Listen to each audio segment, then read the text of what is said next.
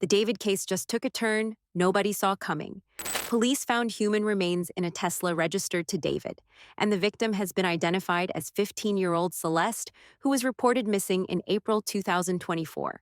Police raided his home, seized bags of evidence, and took his computer. But here's the thing that's got everyone talking. Online investigators and sources are raising the possibility of another victim. And get this, some people are now questioning whether David actually did this alone, or if someone else was pulling the strings. Reports show his manager Josh Marshall didn't join the tour, and neighbors say the Tesla was moved. Facts that have led people to ask questions about his role. Plus, Celeste's family finally got the answers they've been waiting a year for, and it's heartbreaking. The raid itself was something nobody expected to see. The police raid that changed everything. Picture this scene if you can. It's one morning when suddenly multiple police cars pull up outside D4vd's house. Neighbors start peeking through their windows as officers in tactical gear surround the property. They're not just making a casual visit. These cops have search warrants in hand, and they mean business. The search was thorough and lasted hours. Officers went through every room, every closet, every possible hiding spot. Neighbors reported seeing officers carry out multiple evidence bags, some pretty hefty ones too. But here's the kicker. They seized his computer and electronic devices. You can imagine how the whole neighborhood must have felt watching this unfold. Think about what could be on that computer. Deleted text messages, search history, photos, videos, maybe even communications we don't know about yet. Forensics on his computer could potentially recover deleted messages, location logs, and timestamps. Evidence that could confirm contacts or timelines that right now exist only in social posts and screenshots. Digital forensics can recover almost anything, even stuff you think is gone forever. Now here's where it gets legally interesting. Police don't just show up with search warrants for fun. Raids require probable cause, which means they had enough evidence to convince a judge that more evidence would likely be found at his property.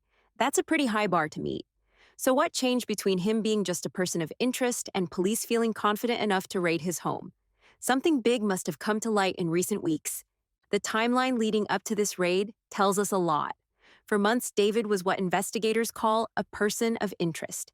That basically means they wanted to talk to him, maybe keep tabs on him, but didn't have enough to arrest him. A person of interest can still walk around freely, travel, post on social media, whatever. But once you become a suspect in custody, everything changes. You're looking at handcuffs, interrogation rooms, and lawyers. So why hasn't he been arrested yet? This is where people get confused about how the legal system actually works. Having suspicions isn't enough. Even having some evidence isn't always enough. Investigators need specific, court-admissible evidence to make an arrest, which helps explain why a high-profile figure may be searched but not immediately charged. That's why they're being extra careful about building their case. The raid timing wasn't random either. Law enforcement sources suggest new evidence emerged in the past few weeks that changed everything. We don't know exactly what that evidence is yet, but it was significant enough to get a judge to sign off on raiding the home of a famous musician. That doesn't happen every day.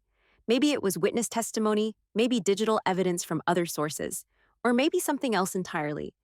But here's where this story takes an even darker turn. Some online investigators have raised the possibility of additional victims, a theory law enforcement has not confirmed, and that speculation is part of why the seizure of devices matters.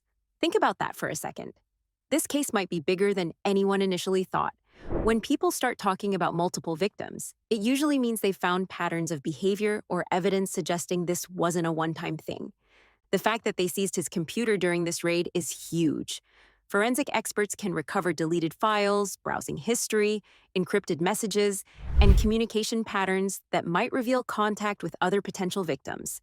They can also track location data, app usage, and even determine exactly when files were deleted. If David tried to cover his tracks digitally, this computer could expose everything. This raid represents a major escalation in the case. But while investigators work through the evidence, there's one group of people who have been waiting for answers longer than anyone else.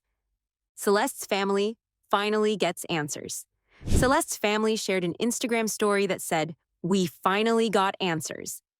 The family did not detail what those answers were publicly. After a year of not knowing what happened to their 15-year-old daughter, who was reported missing in April 2024, they finally had some closure. You can only imagine what those answers contained, and honestly, knowing probably hurt worse than the uncertainty. The family endured a year of horrifying uncertainty while dealing with public harassment from online supporters of the accused. The body found in the Tesla was decomposed, which aligns with reports that it had been in the vehicle for an extended period. The body was eventually released to the family, and a funeral was scheduled. When investigators say a family got answers, it usually means one of several things happened. Maybe DNA results finally came back confirming identity. Maybe the coroner determined an official cause of death. Could be that forensic evidence revealed a timeline of events that night. None of these answers bring Celeste back, but they give the family something concrete to hold on to instead of endless questions. What made everything worse was how public this whole thing became. Social media turned their private tragedy into content for millions of strangers. People started making theories and posting videos about their daughter's death. The family had to see their loved one's name trending on TikTok and Twitter, usually connected to speculation and gossip. Every new development got dissected by amateur detectives online. Some David supporters crossed every possible line when it came to harassing this grieving family. They accused family members of lying, of setting up David, of seeking attention or money. They sent nasty messages calling them clout chasers and worse. Imagine losing your daughter and then having teenagers online tell you she deserved it or that you're making it up. These people had to deal with that harassment while planning a funeral. The family tried to stay dignified through all of this chaos. They made a few public statements asking people to respect their privacy and let the investigation proceed. They asked for justice for Celeste without naming specific suspects or making wild accusations. They handled the media attention better than most people could have under those circumstances. Of course, conspiracy theorists couldn't leave them alone. Some people actually suggested the family knew more than they were saying. Others implied they were somehow involved or covering something up. These theories spread across social media platforms faster than the actual facts did. Random people with no connection to the case felt qualified to judge a grieving family's every move. Many social posts contain speculation and unverified screenshots from Discord and Twitter that can easily be faked. Please don't harass this family or anyone involved in this case. They've been through enough without strangers online making their lives worse. This case affected other families dealing with missing persons too. Suddenly, everyone wanted to know if their cases would get the same attention. Local support groups saw increased attendance from families hoping their loved ones might finally get justice too. The spotlight on Celeste's case gave hope to some families while making others feel forgotten. For Celeste's family, justice probably means seeing whoever took their daughter held accountable in court.